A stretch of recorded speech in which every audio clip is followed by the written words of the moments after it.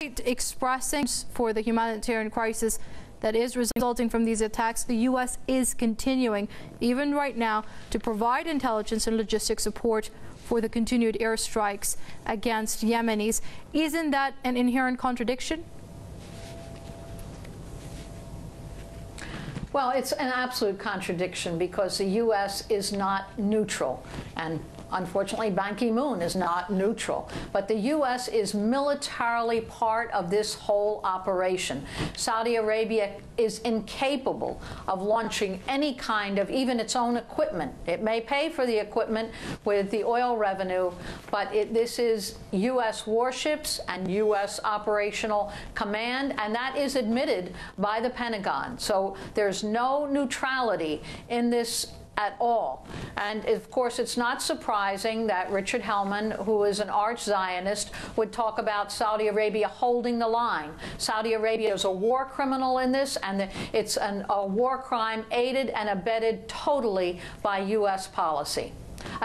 Supporting a completely corrupt, decadent monarchy that is absolutely supported. I didn't call you any names.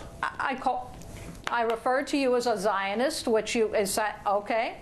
Which you absolutely are, and received payment from Israel in years past, many times, been a consultant. And that is why you would refer to Saudi Arabia holding the line. That's a lie. And it's not, you are not in any way neutral on this at all. I am not paid by Israel.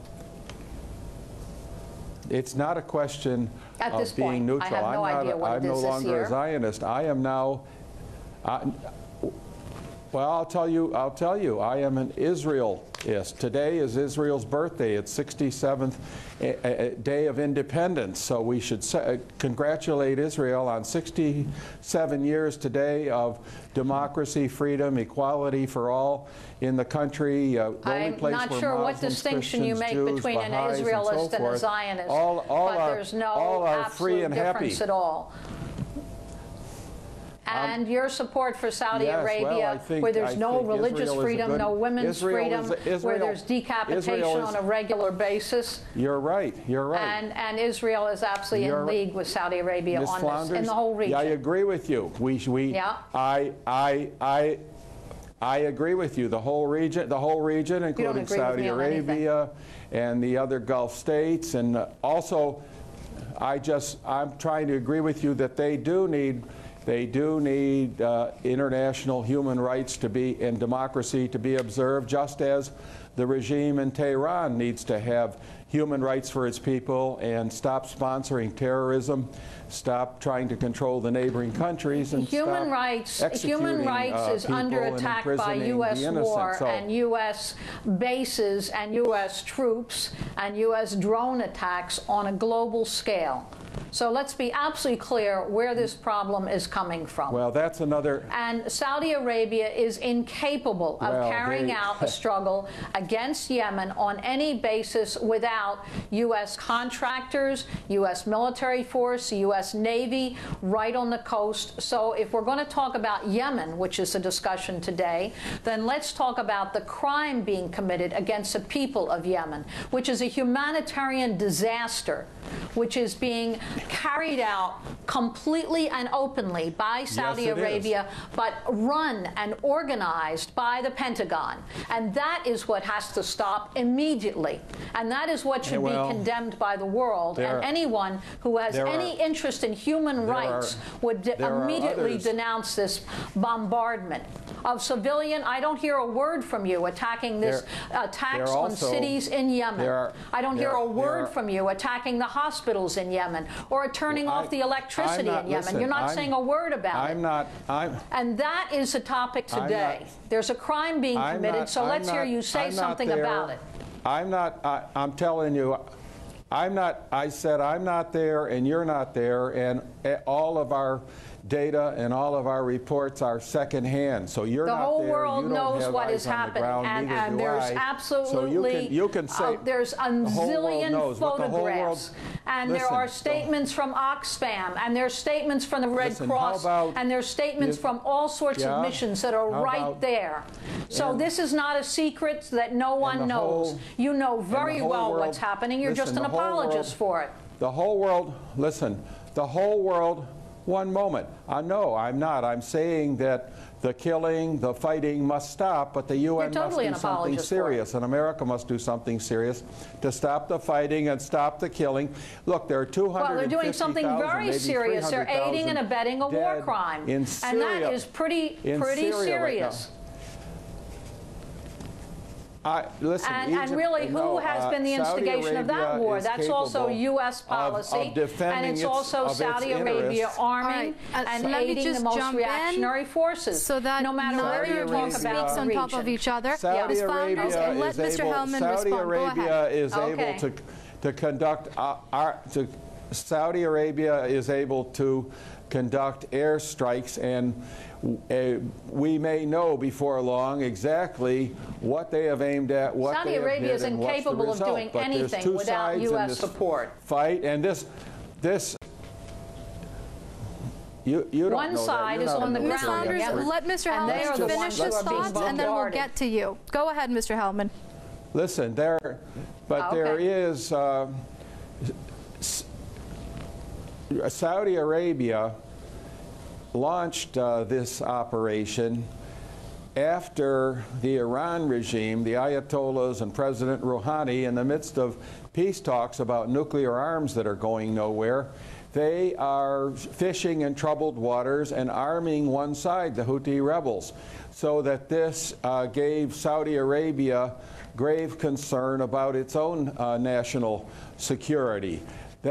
These fights are ancient, and they're also right up to the moment. But the UN and America, Europe, and Russia all must intervene collectively in a new quartet to stop the fighting there, to stop the fighting in Syria, and to stop the fighting in Libya. These are all free fire zones in which the contending forces are killing immense numbers, and all that the American public and others can look at are the latest grisly scenes from the latest tinderbox scene. But this is a failure of the United Nations, it's a failure of America, a failure of Europe, and even a failure of Russia, all to coalesce in the Security Council and say this killing and fighting must stop, and we must have a serious address to peace and reconciliation and moving toward real democratic elections and some liberty for the people. All right, Ms. Flounders, jump in here if you may. As far as who started what, Mr. Hellman keeps raising the question about... Yeah, I'd really like to, because, well, I think, I think you should turn off and give me a moment to respond. That would be a real help here. Go ahead, Ms. Flounders. If we're going to have a discussion. So... No, your question. Right. Now, Mr. Hellman keeps bringing up the fact that all this has happened as a direct result of Iran arming the Ansarullah movement, again, proof which is nowhere to be found, and Iran controlling the Ansarullah movement to take over Yemen. And even the U.S. officials continue to say that the Ansarullah movement did that independently without any Iranian collusion or authorization to speak of. The Ansarullah movement, or what are called in the U.S. press here, the Houthi movement, is a Yemeni-based movement. And it has long roots in Yemen. It does not come from Iran. And Saudi Arabia is determined to destroy it because it fears any movement that has independent policy, independent support, indigenous support among the disenfranchised anywhere in the region. They are determined to stamp out.